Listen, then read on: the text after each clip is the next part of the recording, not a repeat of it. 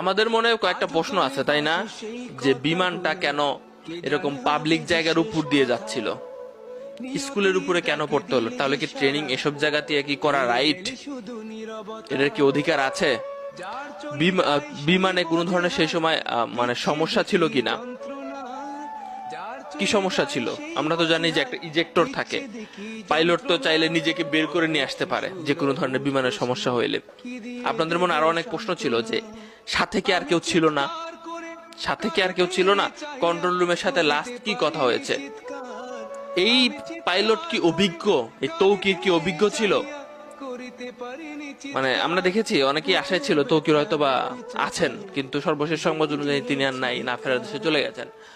1 বছর আগে তার বিয়ে হয়েছে, খুবই দুঃখজনক ব্যাপার। তার স্ত্রীর কথা চিন্তা করেন। আর এখানে স্ত্রীর কথা আরো আরো অনেক ঘটনা আছে, যে স্কুলের উপরে যেহেতু এই ঘটনাটা ঘটেছে, অনেক মা বাবা তার সন্তানদের হারাইছে।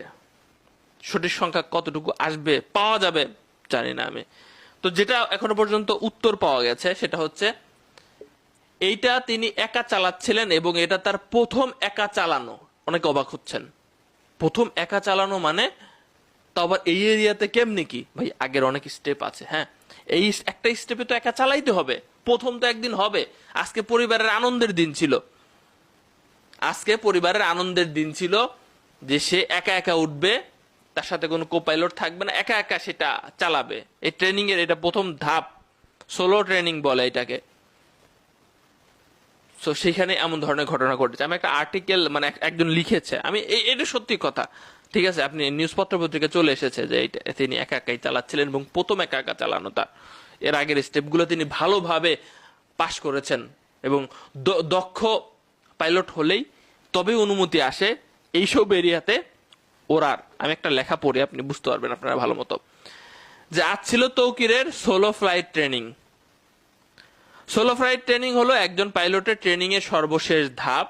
ফাইটার জেট অপারেট করার জন্য একজন পাইলট যে হাই স্কিল্ড সেটাই প্রমাণিত হয় এই সোলো ফ্লাইটের মাধ্যমে। ট্রেনিং এর এক পর্যায়ে পাইলটকে নেভিগেটর বা কো পাইলট বা কোনো প্রকার ইনস্ট্রাক্টর ব্যতীত একক ফ্লাইট অপারেট করতে হয়। ফ্লাইট লেফটেন্যান্ট তৌকির আজ সেরকম একটা ট্রেনিং এ ফ্লাইট অপারেট করছিলেন।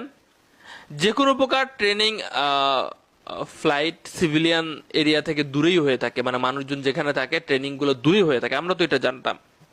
তবে সোলো ফ্লাইট গুলা সাধারণত আরবান এরিয়াতে হয়ে থাকে, আর আরবান এরিয়াতে এ ধরনের সেন্সিটিভ ফ্লাইট অপারেট করার জন্য পাইলটকে যথেষ্ট পরিমাণে আপনার কোয়ালিফাইড হতে হয়। তো তৌকির